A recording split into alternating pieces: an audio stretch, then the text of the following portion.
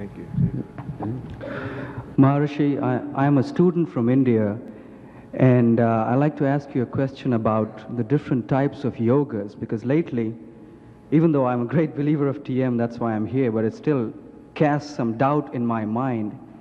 In the absence of TM, there were different techniques discovered by yogis, for instance, Bhakti Yoga, Jnana Yoga, Kriya Yoga, and so on and so forth, which have no doubt produced very enlightened people. Maybe not all. In TM, there is an assurance that most people will.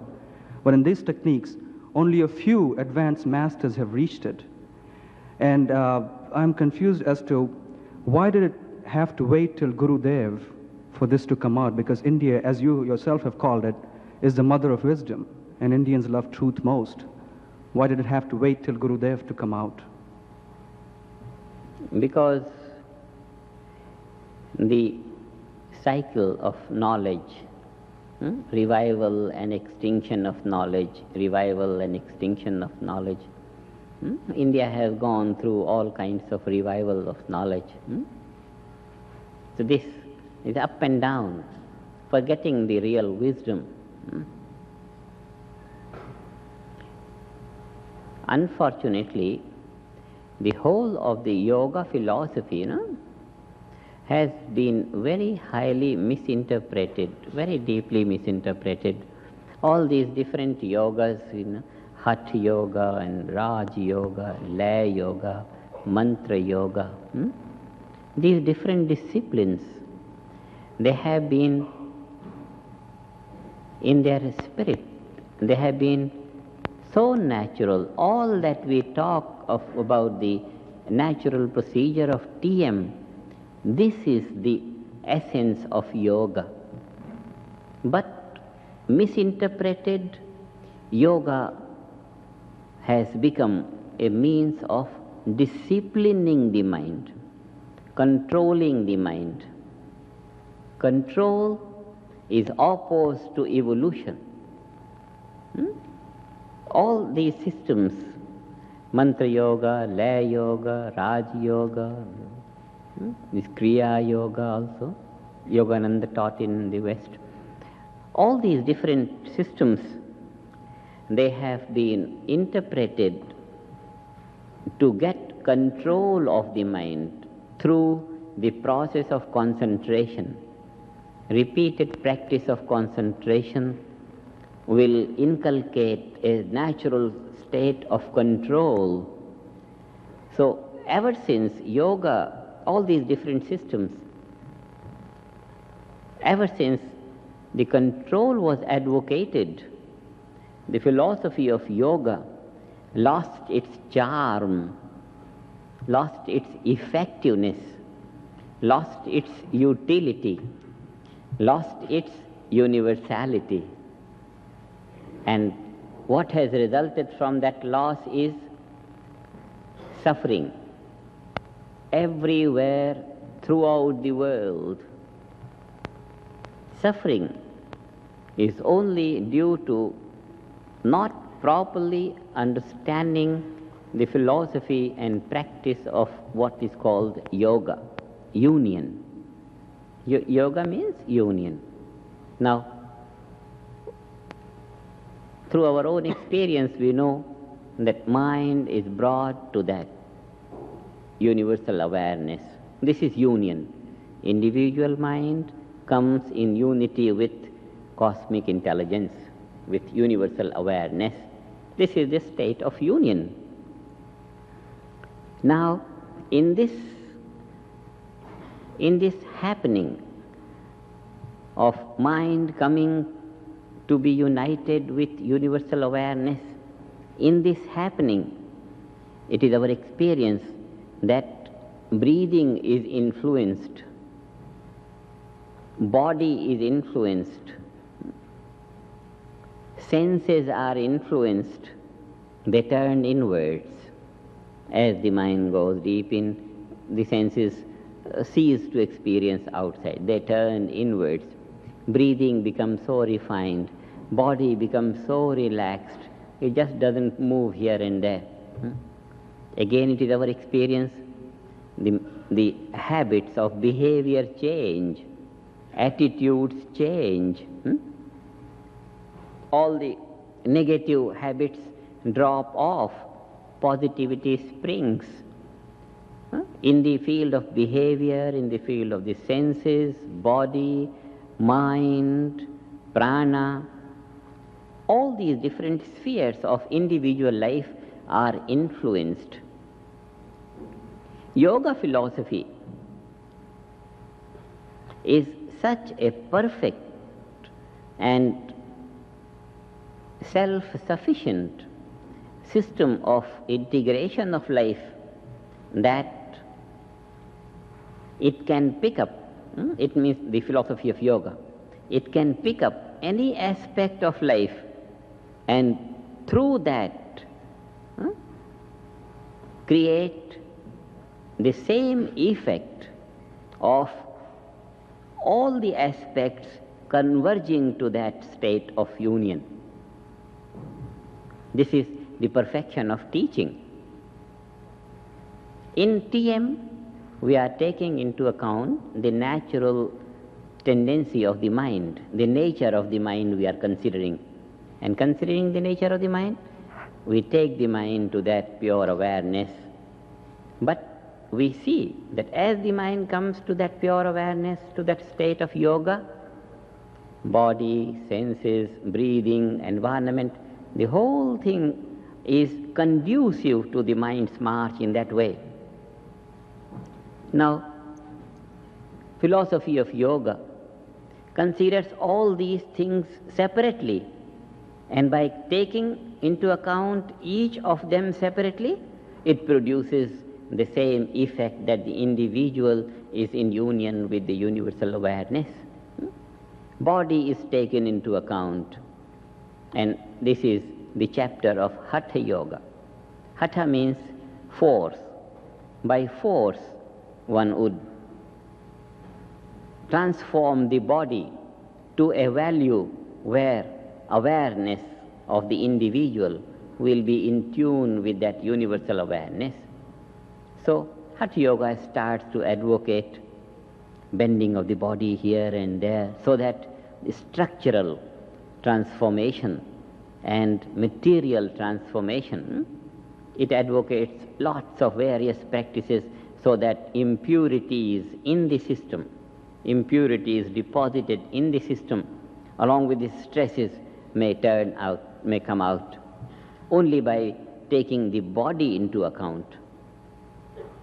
It prescribes so many activities of the body, pertaining to the body, and tries to create that high state of purity of the nervous system where the structure is functioning most normally and where the material of the nervous system is so pure that the nervous system functions most normally. And normally functioning human nervous system is capable of maintaining that pure awareness at all times, cosmic consciousness. The state of yoga, the individual united with the cosmic and permanently established on that value. Hatha Yoga accomplishes that by taking into account the conditions of the body. Along with the body, it also concerns with the breathing.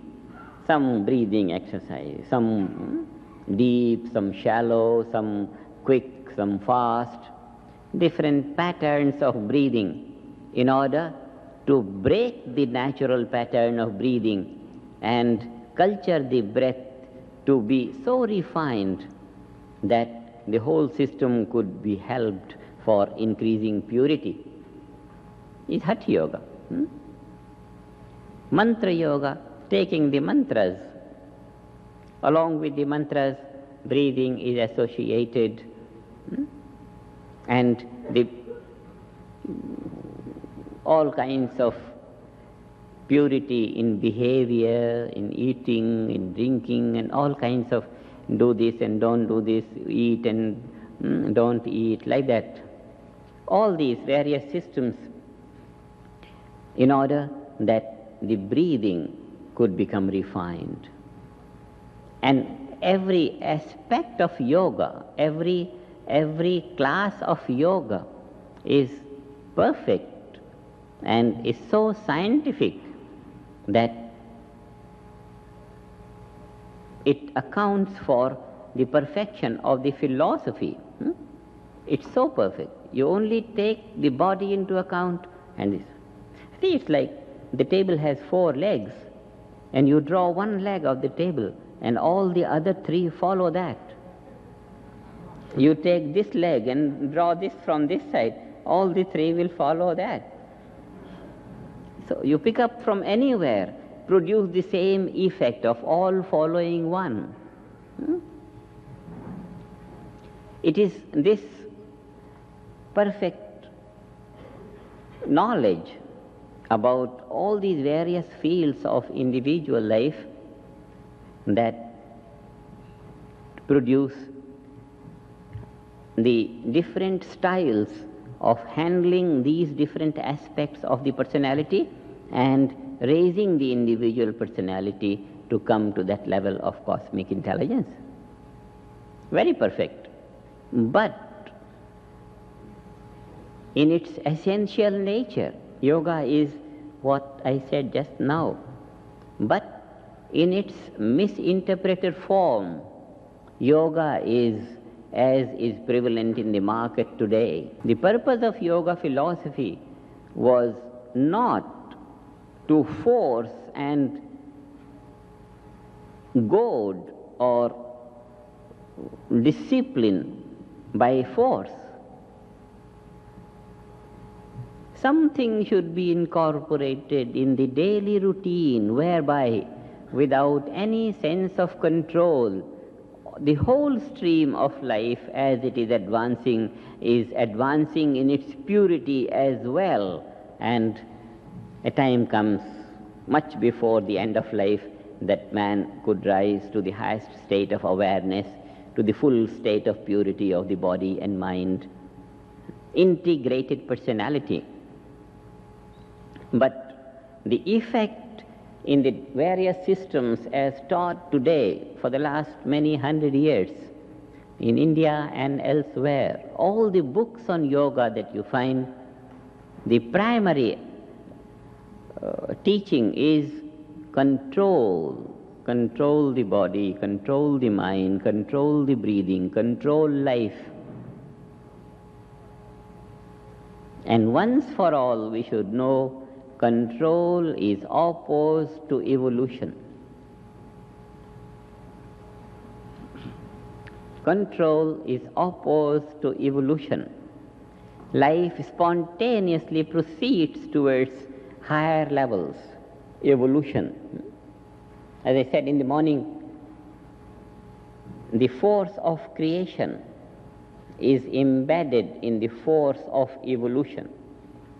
Life must evolve. Any kind of control means you want the life, the current of life to be stagnant. Make your mind there and make it steady. Don't let it deviate. Concentrate. Concentration, control is opposed to the force of evolution, which wants to take the individual life to higher and higher states of evolution.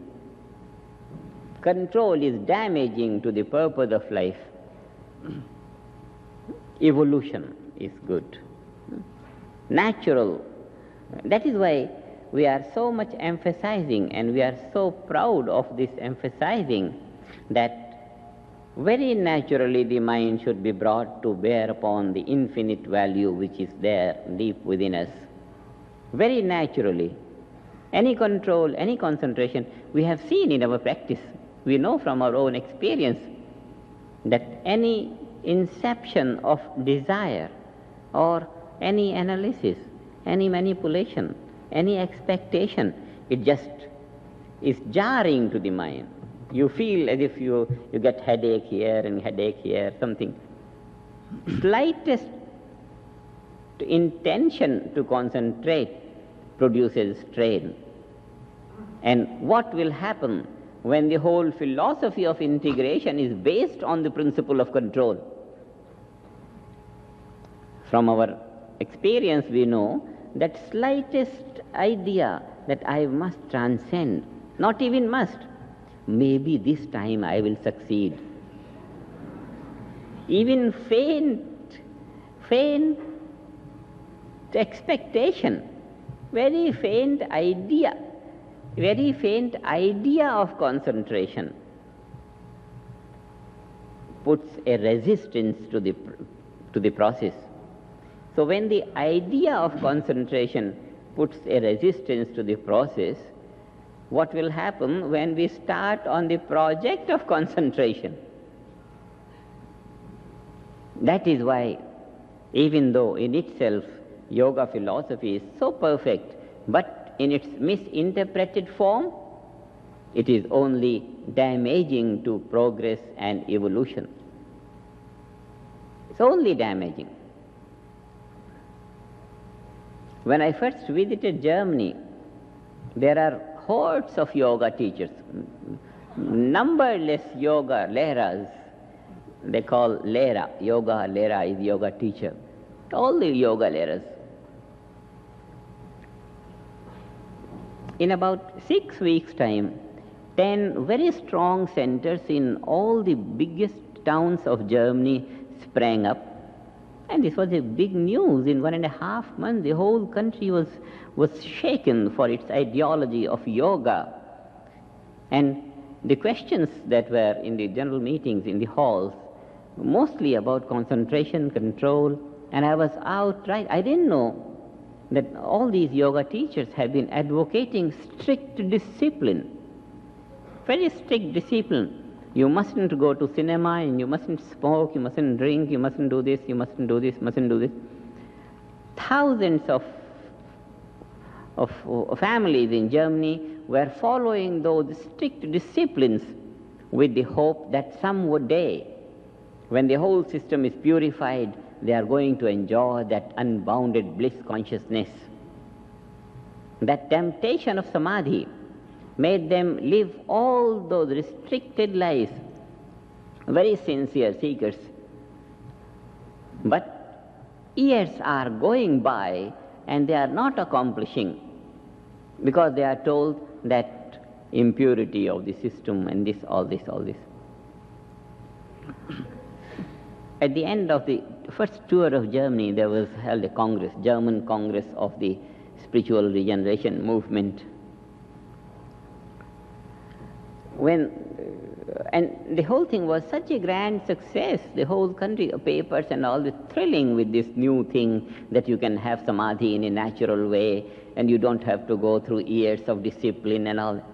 This shook the teaching of yoga in Germany for the last so many years. 4 yoga teachers wanted to meet me. I said, I'll meet the yoga teachers a second. As they entered the door, one of them said, your transcendental meditation has put an end to yoga in Germany. I said, I welcome you because you feel for the end of yoga. By my being here, the roots of yoga should go deep into the unfathomable areas for eternity. And you say it is rooted out, that means you are really sorry for the yoga to be disappearing, and this is of value to me. Come, we'll sit and talk. In the meantime, some other man said that your teaching is against Pātanjali. Pātanjali. How many of you have heard the name of Pātanjali? All have heard. He was the exponent of yoga philosophy. Patanjali philosophized the whole system of integration of life. All the systems have been philosophized by Patanjali, and that is called Patanjali Yoga. He said, your teaching is against Patanjali. I said, I welcome you because you take Patanjali to be authority, and I also take him to be that. Come on, we'll sit. And then I said, tell me how this transcendental meditation is opposed to Patanjali. Then the third man said, Patanjali has said 8 steps to yoga, to samadhi. And you say, like that, samadhi can be gained by anyone? Without going through 7 steps, how can one suddenly get on to the 8th step? I said, you are absolutely right. No man can get to the 8th step without having to go through 1st, 2nd, 3rd, 4th, 7th. But we should see whether Patanjali advocated these 8 steps. And if he has, then we will see whether transcendental meditation provides those 8 steps in one lift. Maybe it provides all those height of 8 steps in one lift. I said, Patanjali never advocated that there are 8 steps to samadhi. They are not 8 steps. This yam, niyam, asan, pranayam, pratyahara, dharana, dhyan, samadhi. These are not 8 steps. These are the 8 different fields of life which are influenced when yoga is attained. Patanjali, the very name of yoga, according to Patanjali, is not 8-step yoga. No. It is 8 limbs of yoga. As if the body of yoga is composed of 8 limbs, hands and feet and head and stomach and this, 8 different limbs. Ashtanga, it is called Ashtanga. Anga means limbs. These are the 8 limbs of yoga. Patanjali never said these are the 8 steps of yoga. He said these are the 8 limbs of yoga. As if the body of yoga is made of these 8 parts. And everyone knows that when the body develops, all the limbs develop simultaneously. Hands and nose and eyes and feet and stomach and all. Every limb grows and develops. So the growth of yoga means growth of all these sections or spheres of life simultaneously. There is no sense of step at all. Samadhi, asanas, pranayam, pratyahara, all these things simultaneously grow.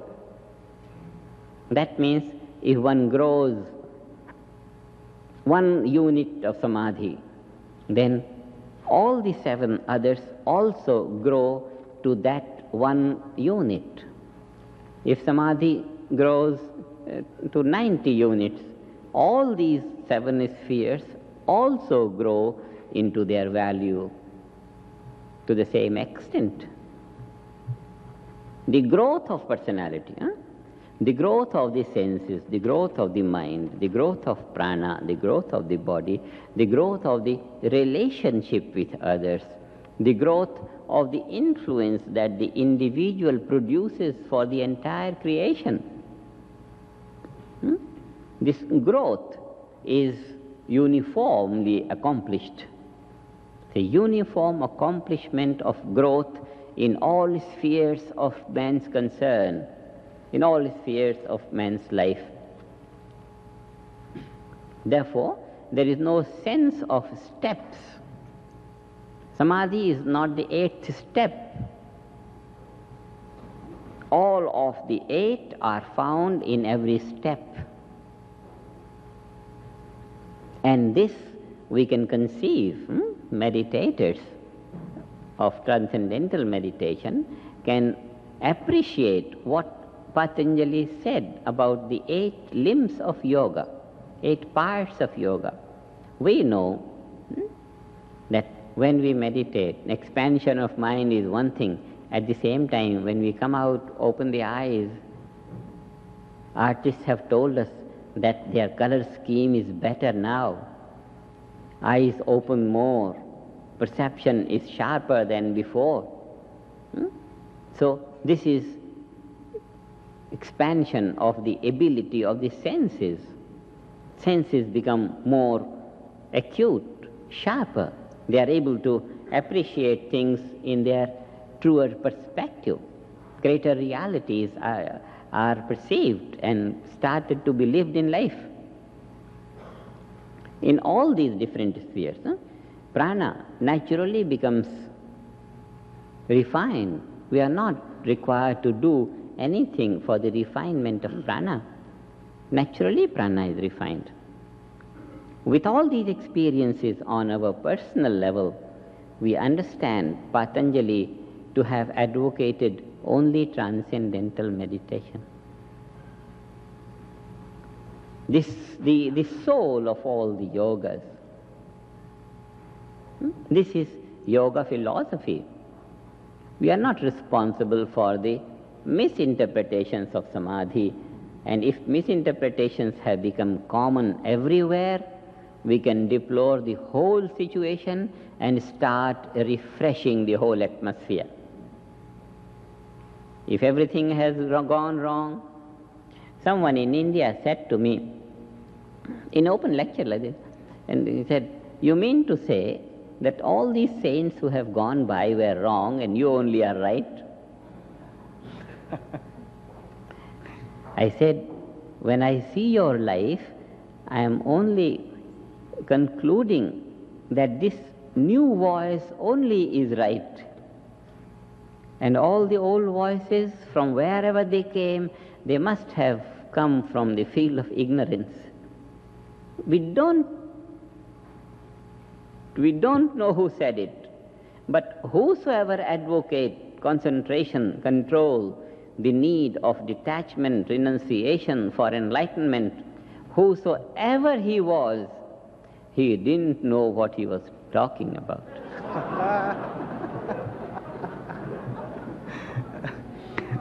Whosoever he may be. He may be God incarnation speaking from heavens, but we'll say, please stop. Let us hear the voice of the earth. The whole thing is wrongly interpreted. Misinterpretations of the Vedas, of the Upanishads, of Gita, of this whole philosophy of Vedanta, philosophy of yoga. The whole thing is in such a mess that we hope that with this voice of revival and with such a simple and natural system to give the experience of inner reality, the situation will change, the understanding will change, but it's a job that needs time and devotion. Maharishi, in your introduction to your commentaries on the Gita, you remarked about Shankaracharya, and you said that in the absence of the sun, the lesser stars take over. And I love that metaphor anyway, because I'm an English major. Anyway, you love it because it's truth, no? It is also true. Every day we see when the sun is set, the stars take over. It's our experience of day. Every day in the sky, this thing keeps happening. In the absence of Shankara's, the way he expounded Vedanta, would Ramanuja and the others be correct?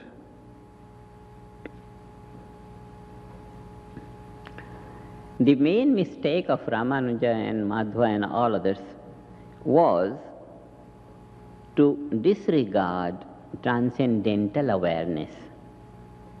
In advocating devotion, they disregarded this pure consciousness and established their field of devotion on the level of thinking of God, singing of Him, praying to Him, all the time thinking of Him. So, devotion is a thing on the field of being. One lives that in life. One doesn't have to say, I love you so much, and one doesn't have to keep on saying, I love you so much and I love you so much. It's a thing. Love is a thing on the level of life. One lives it. spontaneously one lives it, particularly that unbounded love whose waves are so high as to fit the touch of God. That love is a thing of life. It is on the level of being, and disregarding being from the field of devotion is taking devotion to a baseless. It's like building castle in the air. You can't build. It's not possible to establish the field of devotion irrespective of pure awareness. So, when these people started to expound devotion, they just sang in the praise of God. If one's awareness is full of bliss consciousness, if one's mind and heart is full with that pure consciousness, then the song of the God is just a wave of bliss. Already when the awareness is universal, then only these songs and these prayers, they have a meaning in contacting that field of the Almighty. Otherwise, it's just thinking and glorifying the bank remaining in the market. You cry for the bank, you remain in the market and think of the bank and call the bank and pray the bank and make all kinds of things on the streets of the... But unless you enter the bank is not going to be significantly useful. So, when these people after Shankara started to glorify devotion, they did not uphold this transcendental awareness, and due to that, their followers, even though swinging in the moods of devotion, felt some waves of happiness in their moods of devotion, but couldn't get to the enlightenment which devotion brings, couldn't get to God consciousness, which is the goal of all devotion. And therefore, they didn't last in time. They didn't last in time, in their teaching remained ineffective, just remained ineffective. And people were dissuaded to keep on wasting their time in crying for God or in wanting for Him and all kinds of things which were labeled as devotional practices, but resulted in utter mood making. It's a loss of life. Is it possible for one, many thinkers and philosophers and even advanced yogis believe that you can always explain the how of creation but never the why. In other words, why was the universe created? If a man reaches supreme knowledge, which is the seventh stage as you have forwarded, will he know why the universe was created, why creation itself? The why of creation is hidden beneath the how of it. Once we know the creation is a display of cause and effect, and that effect serves as a cause for further effect. It's a display of cause and effect and cause and effect. And this is how the manifestations evolve. In this how of creation, the why is found. Why creation? To evolve. How creation? From cause to effect, from cause to effect, from cause to effect. So in the answer of how of creation, the why of creation is found. The purpose of creation is expansion of happiness, expansion of life, expansion of happiness is the purpose of creation. And how from more latent states to more expressed states, from more latent to more expressed, from more latent to more expressed, from finer particles to the nucleus, and from there electron, and then the atom, and then molecule, and then the muscular level. the whole creation in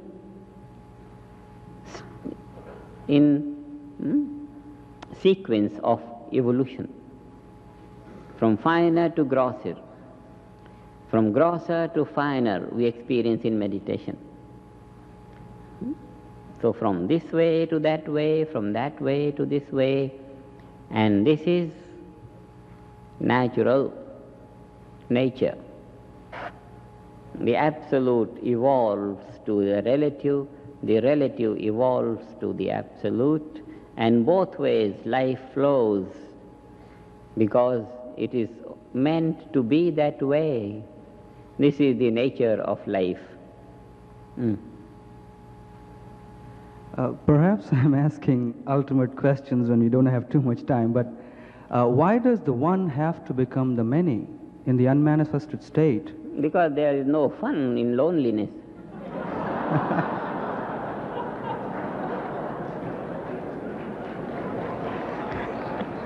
I think you've answered my question. The Almighty can't possibly remain lonely all the time. And in His almightiness, He remains lonely even in the midst of the many. So He is the one and He is the many, and many in one and one in the many, and that is the almighty nature. The whole thing is natural nature. Nature of the Almighty.